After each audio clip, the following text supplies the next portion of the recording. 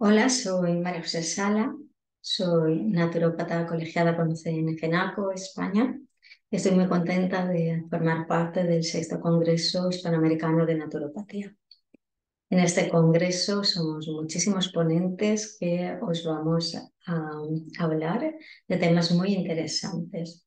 El tema que voy a tratar yo es la importancia de la investigación naturopática en el conocimiento de los órganos atrofiados. Y sobre todo hablaremos de la importancia del timo. ¿Por qué he pensado en hacer esta ponencia? Porque como hablamos de investigación naturopática, los órganos atrofiados, órganos vestigiales, son un buen tema para ver el progreso que ha tenido la investigación en estos órganos y qué se pensaba de ellos en un principio y lo que se conoce ahora después de la historia de su investigación. Vamos a empezar con la definición de lo que son órganos vestigiales y hablar un poquito de historia. La definición que podéis encontrar si entráis ahora mismo a buscar qué son órganos vestigiales, pues nos encontramos aún después de todas las investigaciones científicas y después de todos los conocimientos que se tienen ya sobre estos órganos, con esta. Son órganos que en algún momento de la historia de la evolución nos debieron ser útiles, pero en la actualidad su función ha desaparecido y se han ido atrofiando. Esa es la definición que actualmente podemos encontrar de órganos vestigiales. La he puesto, no la he cambiado, no he puesto otro tipo de definición, porque esto nos lleva a qué se pensaba en un principio, que eran los órganos vestigiales, y después de los años de investigación que llevamos y de todos los descubrimientos de sus funciones, ¿qué definición podríamos dar en estos momentos de cada uno? Porque realmente ya conforme vamos conociendo estos órganos, ya dejan de ser vestigiales y por lo tanto ya no entrarían dentro de esta definición. Empezaremos la historia de los órganos vestigiales con Aristóteles. Aristóteles nació en el 384 y murió en el 322 antes de nuestra era. Y fue el pionero en el estudio de la anatomía comparada. Él estudiaba observando. Los estudios que realizaba eran por observación. Entonces él escribía exactamente lo que observaba y a qué conclusiones le llevaban sus observaciones. Durante todas estas observaciones, pues llegó a ser el fundador de numerosos campos del saber, entre ellos el estudio de la lógica, como buen filósofo, la historia natural, la biología, la anatomía comparada, la zoología, la embriología y la botánica. Es increíble todos los conocimientos que pudo adquirir Aristóteles. Aristóteles afirma, sus palabras fueron, que la naturaleza, que es sabia y previsiva, no se equivoca ni hace nada en vano, sino que todo lo ejecuta hacia un fin, que siempre es el más provechoso para el animal, sin que jamás haya caso fortuito en ella. Es decir, él se quedaba tan impresionado por todo lo que veía que hizo esta afirmación. Hizo esta afirmación que la naturaleza no hace nada en vano y siempre lo hace para una mejora. Aristóteles establece que el hombre produce el hombre, la planta produce la planta, según la materia que constituye el fondo de cada cosa. Es decir, una planta no se puede crear a partir de una piedra, al contrario. Por otra parte, fue un férreo defensor de la generación espontánea. Si entendemos que él lo que hacía era investigar por observación, él observaba que cuando había algún material en descomposición, al cabo de un tiempo, se generaban gusanos y larvas. Por lo tanto, él entendía que cuando una materia entraba en descomposición, allí, por generación espontánea, aparecían las larvas y los gusanos. Y a él también debemos la introducción del concepto de parte anatómica. Ya veis en qué época estábamos. Y el concepto de parte anatómica como unidad morfológica observable por su contenido, partes similares, o por su contorno, partes disimilares. En las partes similares incluirían la sangre, la grasa, huesos, cartílagos. De esta forma, se estaba adelantando en varios siglos a la idea de los tejidos. Y las partes disimilares hacían referencia a los órganos que realizaban una función propia, no tenían nada en común con ninguna otra parte. Con ciertos matices a lo largo de los siglos, pero la epigénesis, la generación espontánea y la escala de la naturaleza mantuvo vigencia hasta bien entrado el siglo XVII de nuestra era. Como vemos, se adelantó muchísimo a todos los procesos por su gran ansia de saber y estudiaba, hacía investigación basada en la evidencia, observando. Y él entendía que para tener un buen conocimiento teníamos que conocer de todo, por lo que afirmó que el filósofo debería comenzar por estudiar medicina y el médico debería terminar por estudiar filosofía. Nos hace falta tener una mente muy abierta para investigar y para entender los funcionamientos y para tener un poquito de humildad y no hacer afirmaciones cerradas. Es decir, esto es así y no puede ser de otra manera, como veremos a lo largo de la ponencia.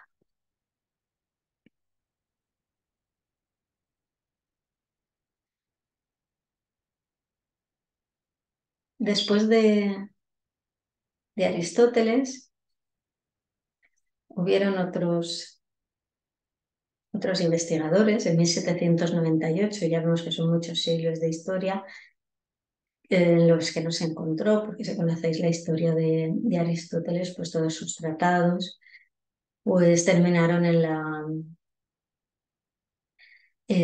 la biblioteca de Alejandría, pero estuvieron siglos y siglos, estuvieron un par de siglos encerrados que nadie los leyó, y al cabo de 2 siglos pues ya volvieron a florecer, se tradujeron a varios idiomas y se estuvieron estudiando. Y no fue o no he encontrado yo hasta 1798 que Geoffroy Saint-Hilaire planteó la hipótesis de que las estructuras vestigiales existen porque la naturaleza deja vestigios de un órgano siempre que desempeñe un papel importante en especies de la misma familia. Eso es la explicación que dio Etienne a los órganos vestigiales. Otro naturalista, Jean-Baptiste Lamarck, también investigó las estructuras vestigiales, nombrando algunas de ellas en su libro de 1809, Filosofía zoológica. Lamarck especuló que la rata ciega Spalax de Guillaume Anton Olivier había perdido la vista porque rara vez entraba en contacto con la luz del día, dejando atrás los vestigios de los órganos innecesarios y transmitiendo estos rasgos a su descendencia. Por lo tanto, abogó por el concepto una vez popular de la herencia de los caracteres adquiridos, o que los esfuerzos individuales de un organismo durante su vida fueron el principal mecanismo que impulsa a las especies a la adaptación. Varias décadas más tarde, la herencia de los caracteres adquiridos se vio disminuida en gran parte por la teoría de la selección natural de Charles Darwin, que utilizó estructuras presumiblemente vestigiales para apoyar su teoría. Darwin decía que estos órganos que no tenían función sí que la habían tenido hace tiempo, que es lo mismo que dice la definición, y que por lo tanto era un un vestigio, formaba parte de la selección natural de esa especie y que a lo largo de los años iba a desaparecer. Llegaría un momento que los individuos no nacerían ya sin estos órganos porque ya no eran funcionales. Las estructuras que vio Charles Darwin eran los músculos de la oreja, que los tenemos, pero no mueven las orejas. Hay gente que sí que las mueve, ¿eh? Las muelas del juicio, el apéndice, el hueso de la cola, el vello corporal y el pliegue semilunar en la esquina del ojo humano como evidencia de su teoría. Durante un largo tiempo apareció en la literatura evolucionista el concepto de órganos atrofiados como una evidencia de la evolución, lo que estábamos diciendo. La lista de los órganos atrofiados, hecha por el anatomista alemán Wiedersheim en 1895, incluía aproximadamente 100 órganos, entre ellos el apéndice y el coxis, las amígdalas, el timo. Con el progreso de la ciencia se descubrió que todos los órganos en la lista de Wiedersheim tenían en realidad funciones muy importantes en el cuerpo. Esos órganos no funcionales, en realidad, eran órganos cuyas funciones aún no se habían descubierto.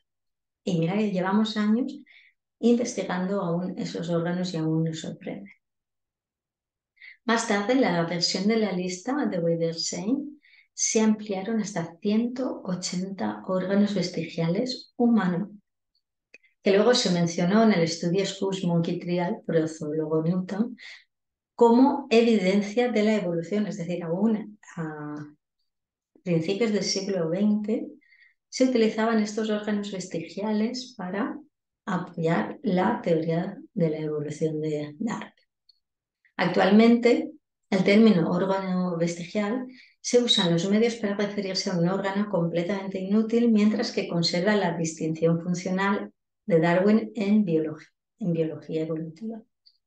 A menudo se afirma que las versiones vestigiales de una estructura se pueden comparar con la versión original de la estructura en otras especies, con el fin de determinar la homología de una estructura rudimentaria. Es decir, si este órgano se ve en otra especie y en esa especie sí que se sabe la función que realiza, pues podemos entender un poquito por homología lo que podría, según los que creen que aún son órganos vestigiales, saber qué función tenía antes. Pero muchos biólogos ahora, después de las investigaciones de los últimos años, dicen que no hay órganos rudimentarios en el cuerpo humano y que los llamados funciones de los órganos vestigiales aún no son conocidos por los humanos. Por supuesto, la investigación moderna está demostrando gradualmente que los órganos que alguna vez se consideraron vestigiales tienen algún papel que desempeñar en nuestro cuerpo. Vamos a ver algunos de los órganos vestigiales y así nos daremos cuenta de todo lo que aprendemos.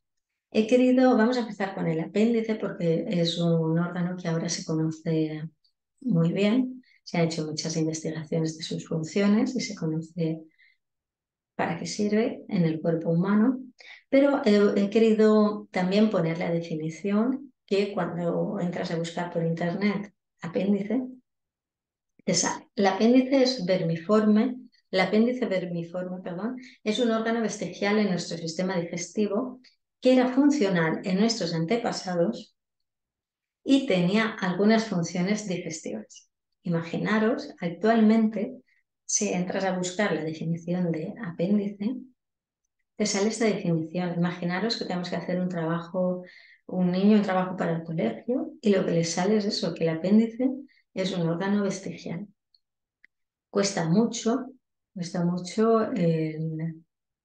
el cambiar, como vemos siempre que hacemos el programa o que investigamos, cambiar la mentalidad, pero cambiar la definición. Esto tendría que quitarse de cualquier diccionario, esta definición.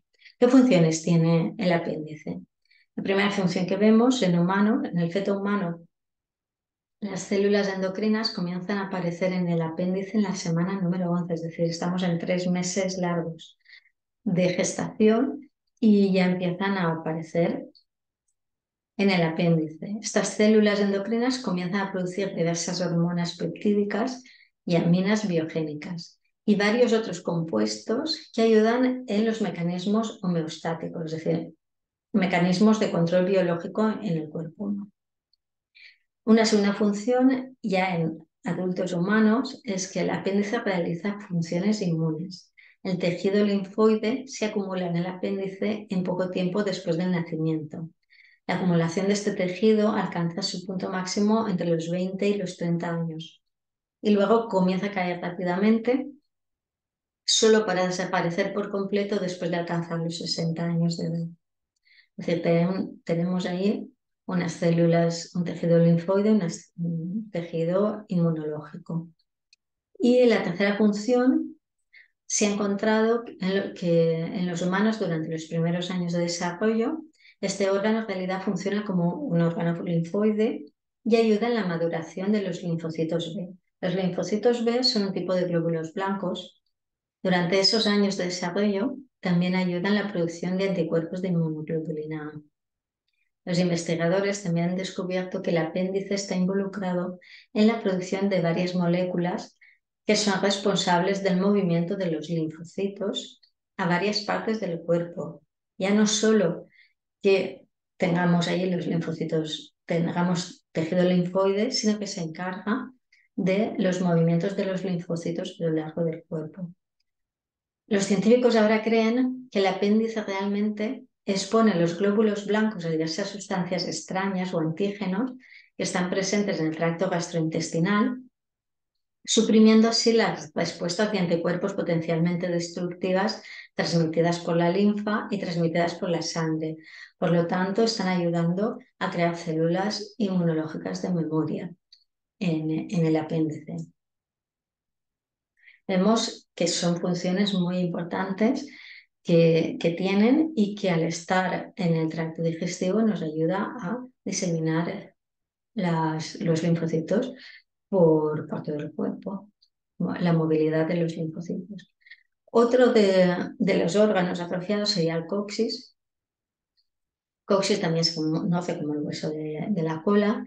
La cola está presente en todos los mamíferos en algún momento del desarrollo. ¿Y qué función tiene? Ayuda a mantener el equilibrio mientras estamos sentados, para que no nos vayamos hacia un lado o hacia otro. Su función secundaria es la de unir tendones, ligamentos y otros tejidos para la inserción de algunos músculos en la articulación pélvica. Por eso muchas veces cuando alguien se rompe el coxis o cae y se altera el coxis, el dolor es tremendo, pero estás inflamando tendones, ligamentos y otros tejidos y tiene un dolor muy fuerte. Pero ya vemos que juega un papel importante en la articulación pélvica. Después tenemos los dientes de sabiduría, las muelas del juicio. Son los terceros molares que estuvieron presentes en nuestros antepasados. Incluso ahora las muelas del juicio salen en la mayoría de las personas. ¿Qué pasa? Que los antiguos humanos tenían las mandíbulas más grandes, masticaban eh, plantas crudas y carne cruda, por lo tanto necesitaban más molares para poder machacar. Pero a medida que los humanos se han desarrollado, la mandíbula se ha hecho más pequeña, entonces ya no caben, a muchos salen casi ya, salen todos al final de la mandíbula, pero hay gente que no tiene sitio, la mayoría, y por lo tanto se tienen que eliminar. Muchas veces por prevención, porque dicen que suelen coger caries, infecciones, pero es más por prevención. Yo conozco gente que le han salido, las tienen ahí, no tienen ningún problema. Las amígdalas se encuentran en la primera línea de los órganos de defensa, donde protegen al cuerpo de los microorganismos dañinos que se inhalan o se ingieren. Está en la primera línea de defensa, pero la tenemos aquí, la tenemos para proteger de lo que respiramos y de lo que comemos. Por lo tanto, es una primera línea muy importante. Después tenemos el adductor pili, que son los músculos lisos. Los músculos lisos son los que actúan involuntariamente. Están presentes debajo de la piel y estos músculos son responsables de la piel de gallina que sentimos cuando hay frío o estrés o miedo. Otro de los órganos es el reflejo palmar grasp. El reflejo palmar grasp es mostrado por infantes, en niños, en bebés. La capacidad de los bebés para agarrarse a cualquier tipo, a cualquier objeto, es el reflejo palmar grasp. Se ve en manos y en pies. Si tú ves un niño que te coge algo, un bebé, para quitárselo, tiene una fuerza tremenda y es este músculo, este reflejo palmar, que les ayuda a no caer. Y uno muy interesante, porque no es un órgano, pero está dentro de los órganos atrofiados, es una enzima, el L-pulonolactone oxidasa, que es un gen que fue responsable de la producción de una enzima que sintetiza vitamina C. Está presente en la mayoría de los animales y algunos mamíferos también, pero los humanos no la tenemos activa. Eso no quiere decir que no se pueda activar, porque mm, por lo que yo sé, aún no se ha encontrado cómo volver a activar este gen para poder producir la vitamina C. Sabéis que la vitamina C es una vitamina esencial y que si no la consumimos, pues a través de la alimentación nos la tenemos que tomar con suplementación o complementación. Después de ver estos órganos vestigiales, vamos al órgano principal. Es un órgano muy interesante y que es el timo. El timo, su nombre proviene del griego timus, que significa energía vital, y se sitúa en el centro del pecho y detrás del esternón. Antiguamente, más en la oscuridad del mediastino, ya que se veía que era un órgano que se iba haciendo pequeño, incluso se creía que tenía calcificaciones y podría ser dañino, y se hicieron barbaridades, se extirparon, se quemaron con rayos X. Después de todo eso ha resurgido para desempeñar un papel estelar en la inmunidad celular, verdadera función del timo. El timo fue descubierta, la función del timo fue descubierta en 1961, es decir, llevamos 62 años, solo 62 años, sabiendo la función del timo. Imaginaros que desde Aristóteles hasta los siglos que pasaron en el 300 antes de nuestra era hasta ahora, hasta 1961, todas las barbaridades que le han hecho al timo. Pero bueno, en 1961 se descubrió su función, solo lleva 60 años descubierta, por eso igual también se sigue hablando de esa manera de los órganos vestigiales y del timo. Con anterioridad, los investigadores creían erróneamente que no era más que un vestigio de tejido linfático, una especie de cementerio de células inmunitarias, por eso cuando lo veían así, pues que parecía que se calcificado, pues lo quitaban.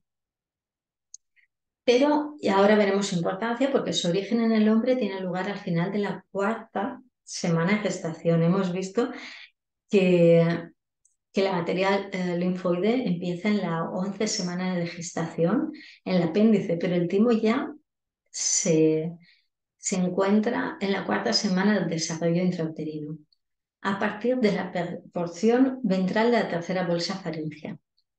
Los dos esbozos del timo, como vemos, se tiene dos esbozos,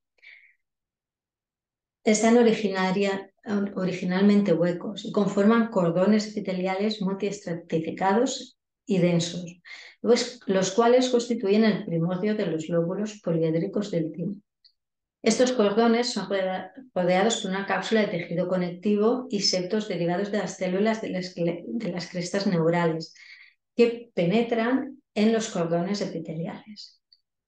Durante el desarrollo del timo se establece una interacción entre las células endodérmicas y las de las crestas neurales, sin las cuales no se desarrolla la parte endodérmica, ya sea por defecto de migración o inactivación de las crestas neurales. Esta es una de las teorías de la formación del timo, pero es un órgano que lleva 60 años investigándose y que aún nos deparará muchas sorpresas.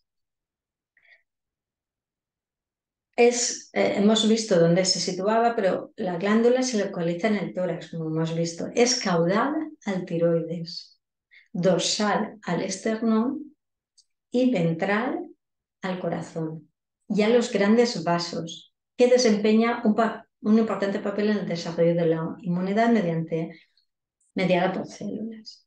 Algunos autores que la han investigado, Hamilton y Larsen, por ejemplo, consideran que las células ectodérmicas de la tercera hendidura branquial y células mesodérmicas del tercer arco faríngeo contribuyen a la formación del timo. ¿Ves? Aquí ya le añaden la tercera hendidura branquial, las células ectodérmicas. Y otros como Afanasiev y Aster plantean que también participa el cuarto par de bolsas branquiales. Como veis, el origen embriológico del timo aún es discutido. Parece ser que esta glándula tan importante para la inmunogénesis tiene los tres orígenes embriológicos. Eso es lo que se está observando. Imaginaros, si tiene los tres orígenes embriológicos, quiere decir que está relacionado con todos los tejidos, con todos los órganos y con todos los procesos del cuerpo. A la vez que los linfocitos pretímicos comienzan a colonizar el timo e interaccionar con este, reciben influencias importantes del microentorno tímico también. Pero imaginaros que el timo está aquí, pero tiene un entorno, porque como está rodeado de vasos, del esternón, del corazón, ¿vale? Pues tiene un microentorno. Mediante la secreción de polipéptidos tales como hormonas e interleuquinas. Ese es el microentorno que tiene el timo. La presencia de componentes de la matriz extracelular en el timo juega un papel en los eventos intratímicos, en lo que se produce dentro del timo, de la diferenciación de las células T, que es el proceso que se produce dentro del timo. En estudios realizados se puede comprobar que en las infecciones por sífilis congénita, citomegalovirus y rubeola hay una estrecha relación entre el grado de atrofia tímica y el aumento de componentes de la matriz extracelular, independientemente del trastorno de que se trate. En el timo totalmente desarrollado tiene forma de pirámide, ¿como veis? Bueno, como veis, creo que he puesto una imagen anteriormente, con un color rojizo porque está muy vascularizado y tiene un peso máximo entre 20 y 50 gramos a los 12 años, que es cuando se está desarrollando. Está bien encapsulado y formado por dos lóbulos unidos. La cápsula presenta expansiones que dividen a cada lóbulo en muchos lobulillos pequeñitos, cada uno de los cuales tiene una capa cortical externa que rodea la médula central y así los une completamente. ¿Qué proceso se produce en el timo? En el timo se produce la maduración tímica, que tiene tres procesos relacionados. El primero es la migración y proliferación. Las células pre-T que nacen en médula ósea migran a través del timo, donde algunas son estimuladas, con lo que pasan a la médula tímica, desde donde son liberadas a circulación como células T maduras. Las células T maduras son los que llevan los marcadores de superficie, TCR, CD4 o CD8, depende de lo que hayan querido marcar. Y las otras células pre-T que no han sido activadas mueren. El segundo proceso es la diferenciación. El fenotipo maduro de las células T se desarrolla en el timo, es decir, las células pre-T en el timo adquieren las moléculas de superficie que hemos visto, que son las células T maduras, con funciones de reconocimiento de antígenos y activación de las células T. Esta maduración funcional consiste en la capacidad de ejercer acciones cooperadoras o citolíticas que dependen fundamentalmente de la adquisición de esas moléculas. Si salen sin estas moléculas marcadoras, no pueden ejercer ninguna función. Y el tercer proceso es el repertorio maduro de células T antígeno específicas, restringidas por el complejo de histocompatibilidad mayor que se selecciona en el timo. Quiere decir que en cada proceso realizamos una activación para una acción de los linfocitos T. El número de corpúsculos tímicos humanos aumenta desde la etapa fetal hasta la pubertad. Cada vez hay más corpúsculos tímicos, se va haciendo grande el timo, y en la pubertad es cuando alcanza su máximo desarrollo. A pesar de que se conoce la diferenciación del timo, se ignora la función de los corpúsculos tímicos, aunque se les ha considerado centros de depósito de células tímicas muertas o regiones donde se concentran las inmunoglobulinas. Pero ahí eso aún se está investigando.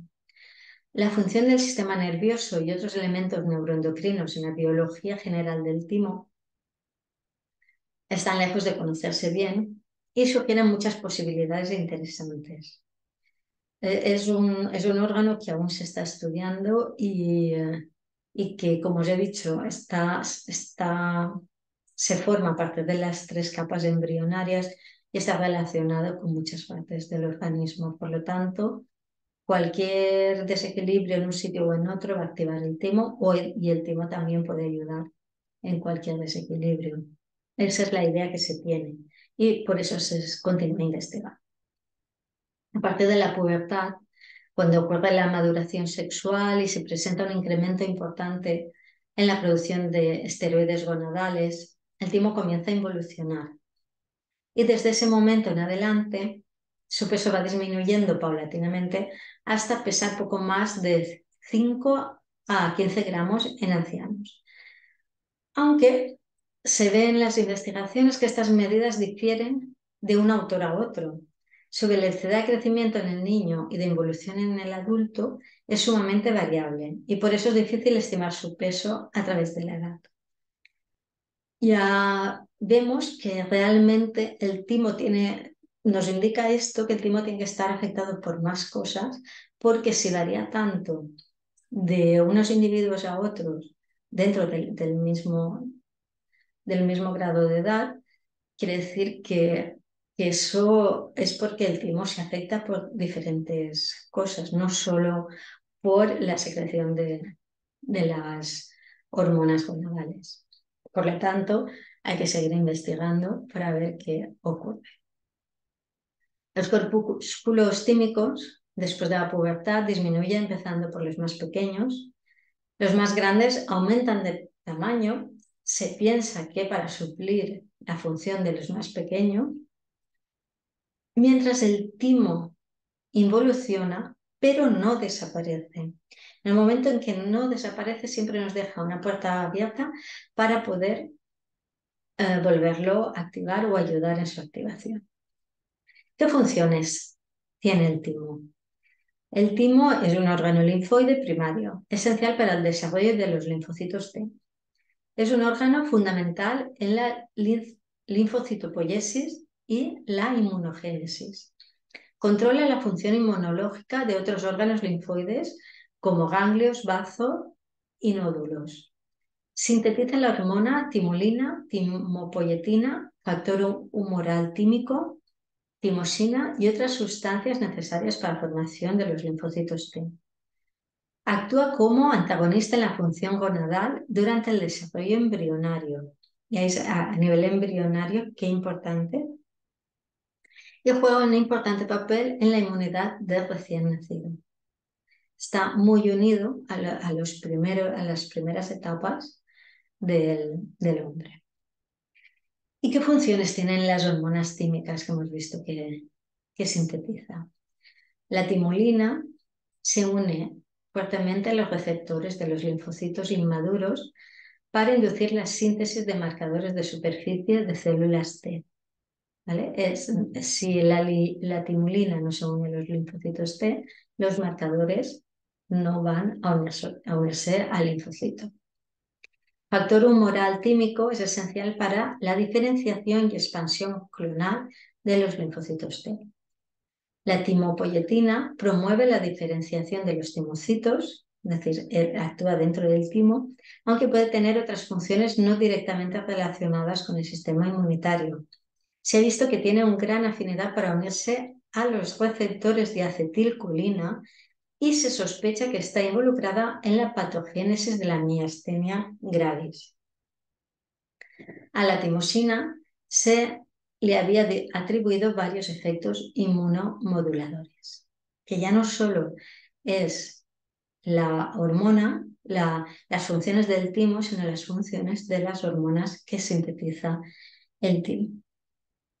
En la actualidad se ha demostrado que aparece como una molécula la protimosina, la cual actúa como un péptido señal, cuyo objeto diana es el núcleo. Ya estamos hablando de un proceso mucho más importante y diferente. No se encuentra confinada en el timo, esta molécula. Y aunque pueda jugar un papel en la replicación del ADN, no existen pruebas de que sea liberada de la célula, por lo que probablemente no tenga ningún efecto paracrino en el timo, sino autocrino. Si el timo es agredido, ya sea de causa nutricional, infecciosa o emocional y presenta hipoplasia o atrofia, esto produce una estimulación del eje hipotálamo-hipofisiario con la consiguiente liberación de glucocorticoides. Los glucocorticoides los liberan las glándulas suprarrenales y estos activan el proceso de apoptosis en los linfocitos T inmaduros, intratímicos, los corticales, y hacen que este órgano se convierta en tejido fibroblaso. ¿Vale? Vemos cómo funciona y en qué órganos está conectado. Y tenemos varias lesiones que se han encontrado en el timo. Trastornos de desarrollo como la hipoplasia o aplasia del timo en el síndrome de Dick-George, que provoca la ausencia completa o un déficit grave de la inmunidad celular asociada. A menudo a hipoparatiroidismo, a defectos del corazón, grandes vasos y de otros lugares. También podemos encontrar lesiones que se llaman timomas, que son tumores del timo formados por células epiteliales.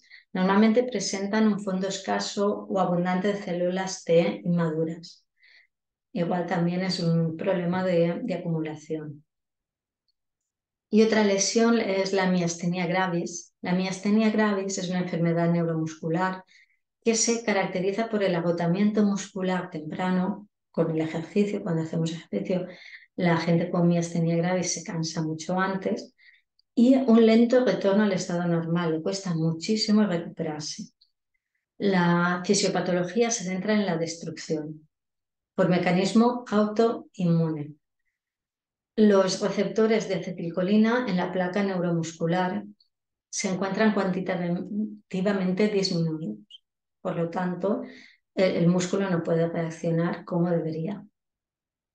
En resumen, en el sistema inmune, un desequilibrio en la regulación de la apoptosis podría ocasionar errores que fluctúan desde la inmunodeficiencia hasta los fenómenos de autoinmunidad. Por eso es muy importante tener equilibrado todo el sistema inmunológico. ¿Cómo equilibrar el timo?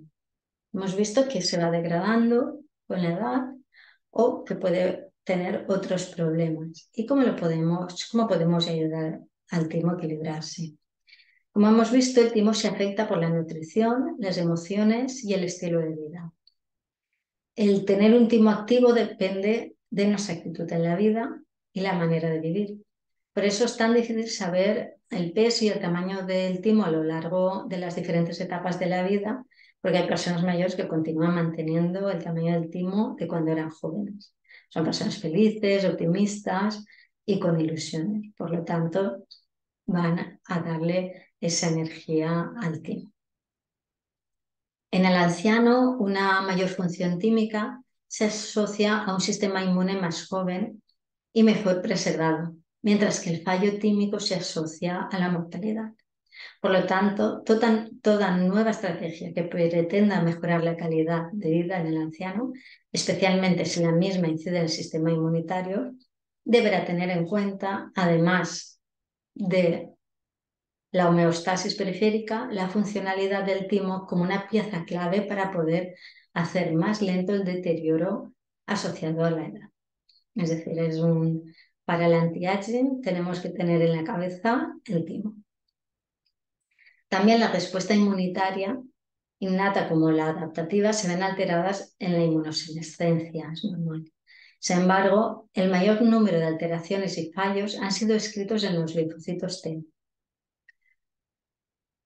Claro que es el proceso que se ve y eso nos indica que está afectado el timo. Se hizo un estudio en la década de los 90 centrados en escenarios clínicos de linfopenia, mostrando que los timos adultos en afecciones tan divergentes como la reconstitución inmunológica tras la quimioterapia o la infección por el virus de la inmunodeficiencia humana. Y estos resultados despertaron un renovado interés en la funcionalidad del timo adulto y sus implicaciones clínicas, rejuveneciendo el timo, principal desencadenante de la inmunosenescencia a nivel periférica, podría atenuarse la fragilidad del sistema inmunitario durante más tiempo, lo que incidiría positivamente en la calidad de vida de las personas mayores o con algún problema como el VIH. Se han hecho estudios centrados en diferentes escenarios de linfopenia clínica y han mostrado que el timo adulto no solo es funcional, sino que es capaz de incrementar su función para acelerar la reconstitución inmunológica.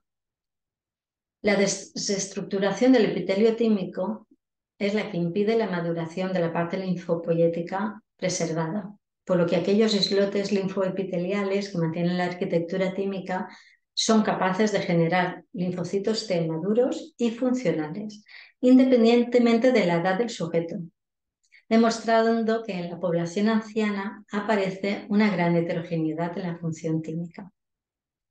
Eso es lo que se está viendo en los últimos estudios. Entonces, no está afectado por la producción de hormonas. En nuestra cohorte, en un estudio que se hizo, se cogió gente de 51 a 60 años y se observó un fallo tímico en el sujeto, en esos sujetos, de más o menos un 20%. Y una alta función tímica en ciertos sujetos con edades superiores a 71 años, un 25%. Había aumentado la actividad tímica. Además, una mayor función tímica estaba asociada a un menor estado inflamatorio y a un sistema inmunitario periférico más preservado. La función tímica en el anciano tiene un papel directo sobre la supervivencia, aumentando fuertemente en contra de la hipótesis que supone la glándula tímica adulta como un vestigio evolutivo. Una de las claves para definir un buen funcionamiento del sistema inmunitario es emplear medidas para asegurar el adecuado funcionamiento del timo. Estas medidas implican la prevención de la involución o el encogimiento del timo, asegurando el consumo adecuado de antioxidantes. Como vemos, la importancia de los antioxidantes día a día. El refuerzo de la producción o la acción de las hormonas secretadas por el timo a través de la alimentación. Tenemos estos dos puntos, consumo de antioxidantes y reforzar la acción de las hormonas tímicas por la alimentación. La razón de la involución del timo es extremadamente susceptible a los radicales libres y al daño oxidativo, por eso los antioxidantes funcionan tan bien. Y el daño oxidativo puede ser por estrés, por radiación, por infección y por enfermedades crónicas. Una de las principales maneras en que los antioxidantes apoyan la adecuada función inmunológica, particularmente la inmunidad celular, es mediante la protección del timo contra daños. Entre los nutrientes antioxidantes más importantes para la protección del timo se encuentra la vitamina A, como el betacaroteno, la vitamina C, vitamina E, zinc y selenio. Ya sabemos que todos estos elementos ayudan a aumentar el sistema inmunológico, activar el sistema inmunológico. No es de sorprender que los mismos nutrientes, junto con las vitaminas del grupo B, también sean esenciales para apoyar la fabricación de las hormonas secretadas por el timo. Así que también todos los demás componentes del sistema inmunitario se ven beneficiados con el consumo de estos nutrientes. ¿Y qué alimento tenemos? ¿Qué tenemos a nuestro alcance que nos aporte todo esto? Pues tenemos la espirulina. La espirulina es especialmente útil para la inmunidad innata, ya que sugiere un mecanismo de acción que involucra al timo. Por ejemplo, esta apoya la actividad y función normal de las células asesinas naturales, las natural killers, y ejerce efectos de apoyo en las células T y en los factores químicos apoyados por el timo. Algunos de estos beneficios podrían estar relacionados con los componentes antioxidantes que tiene la espirulina, sobre todo la ficocianina, que es el pigmento azul de la espirulina, que es un valioso protector celular. Se ha demostrado que la espirulina mejora tanto los marcadores del estrés oxidativo en la sangre, así como también los marcadores de la función inmunitaria. También se informó la mejora de al menos un marcador, tanto de una disminución de los marcadores de oxidación a un aumento en las enzimas antioxidantes en sujetos sanos con problemas de pulmón crónico. Se toma 1 gramo o 2 gramos al día durante 60 días. Sujetos sanos, 7,5 gramos al día durante 3 semanas. Sujetos mayores, 8 gramos al día durante 12 o 16 semanas. Corredores, 4 gramos al día en 2 semanas. Y personas con diabetes del tipo 2, 8 gramos al día durante 12 semanas. Y se vio que mejoraban tomando la espirulina en esa cantidad.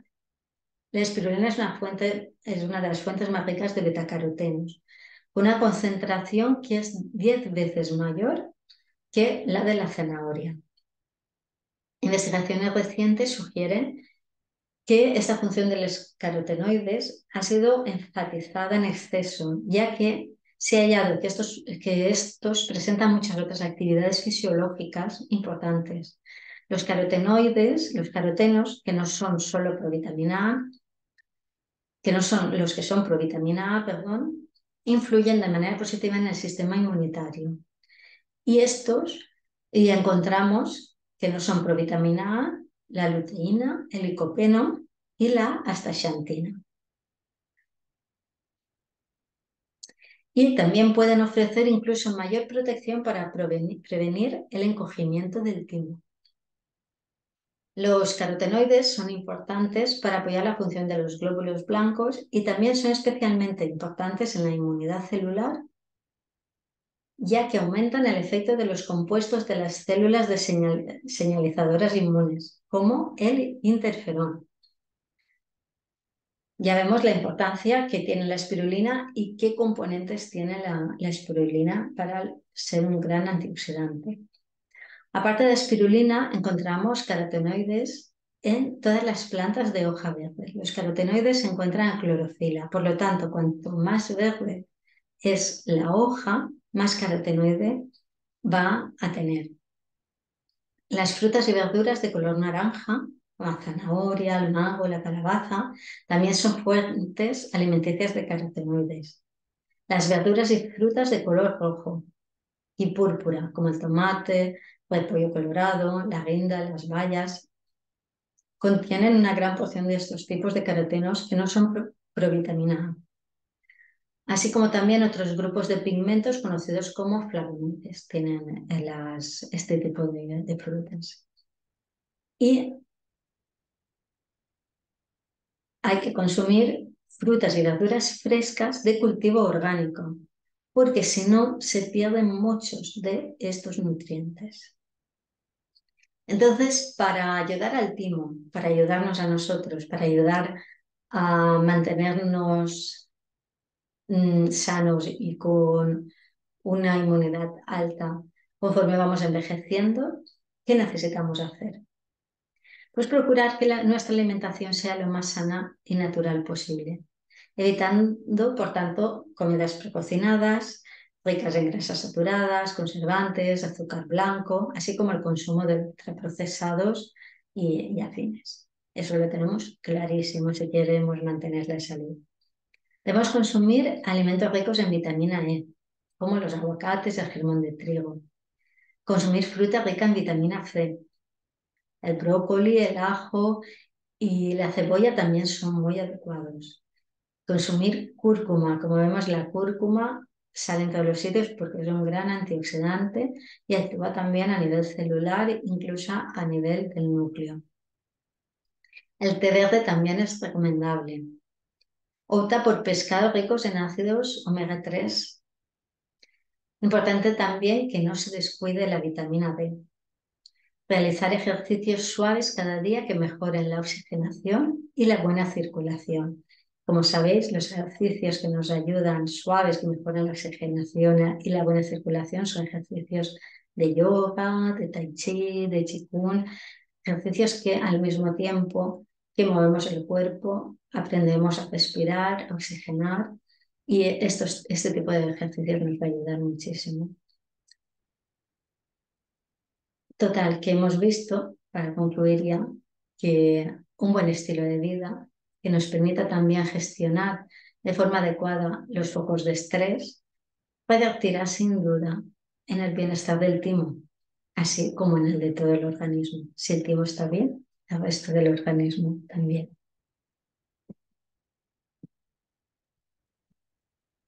A ver que ahora me deja cambiar.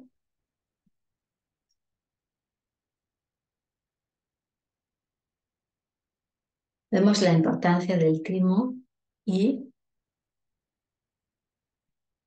la importancia del timo y cómo lo podemos ayudar. Voy a buscar, porque no me dejaba cambiar, voy a buscar dónde estábamos, porque me gustaría que vieseis también.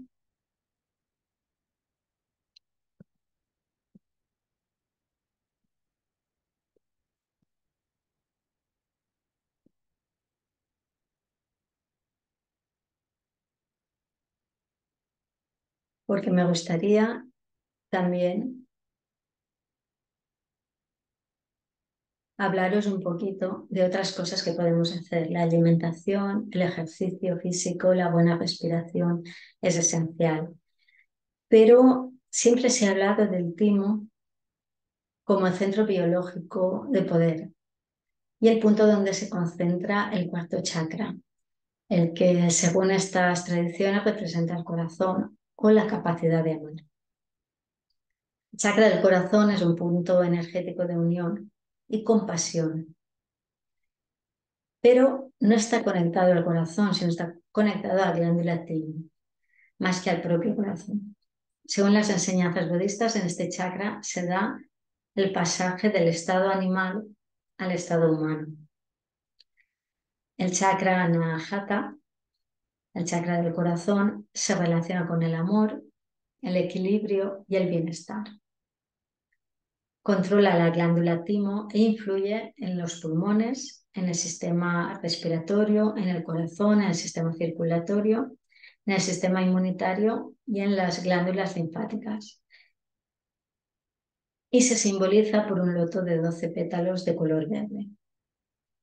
Si trabajamos este chakra, si lo equilibramos con frecuencias, con color, con música directa para Anahata, podemos ayudar también con estas frecuencias a activar el timo, a relajar y activar el timo. También podemos utilizar las gemas, las piedras. Las piedras nos van a aportar sus propiedades, también su frecuencia, y las que se suelen utilizar para el timo o para el chakra corazón, el anahata, es el cuarzo rosa y el jade verde. Jade verde se utilizaba mucho en China, en la China imperialista, para llevarlo encima, y se utilizaba también como moneda por la importancia que le daban al jade. Se han visto hasta armaduras hechas de jade, de piezas de jade. Es una piedra muy muy interesante, tiene una gran frecuencia por los minerales que la componen. El timo es extremadamente sensible a la risa y a las emociones positivas, como el amor, la compasión, la generosidad y la autoconfianza. La salud del ser y de la glándula timo dependen de la alegría de vivir. También podemos utilizar aceites esenciales. Un masaje en las muñecas y en el centro del pecho, a la altura del esternón, con aceites esenciales de rosas o geranio, activan la glándula timo y el chakra corazón. Finalmente, podemos tener la certeza que la fórmula que con toda seguridad va a hacer que nuestra glándula timo se mantenga activa y se ponga a funcionar felizmente es tener una actitud sana ante la vida, vivir el ahora, reír y vibrar, conscientes que bien merece la pena adecuar nuestra actitud ante la vida con el firme propósito de lograr el mayor grado posible de felicidad y bienestar. Con eso vamos a nutrir el timo. Nuestra felicidad y bienestar no son la meta, sino la actitud con la cual debemos recorrer el camino de nuestras vidas, y es nuestra responsabilidad encargarnos de conseguirlo, aunque siempre es una opción. Os dejo con la bibliografía, a ver si lo puedo ampliar. Os dejo con la bibliografía mientras la vais viendo. Quería dar las gracias a Sam porque gracias a él he vuelto a mirar a los pequeños órganos con grandes funciones. Sin él, hacía tiempo que no miraba sobre todo al timo. Espero que os haya gustado, que hayáis aprendido cómo activar el timo, que hayáis aprendido que la ciencia nunca puede hacer afirmaciones definitivas y se ve con los órganos vestigiales, y que los naturópatas tenemos armas para ayudar a activar y equilibrar estos órganos y que nos sirvan de ayuda para equilibrar nuestro organismo. Muchas gracias y nos vemos en el siguiente congreso, y seguid escuchando las ponencias que vienen a continuación, que son ponencias muy interesantes y que nos van a dar muchísima información y ampliar nuestro conocimiento. A disfrutar del foro.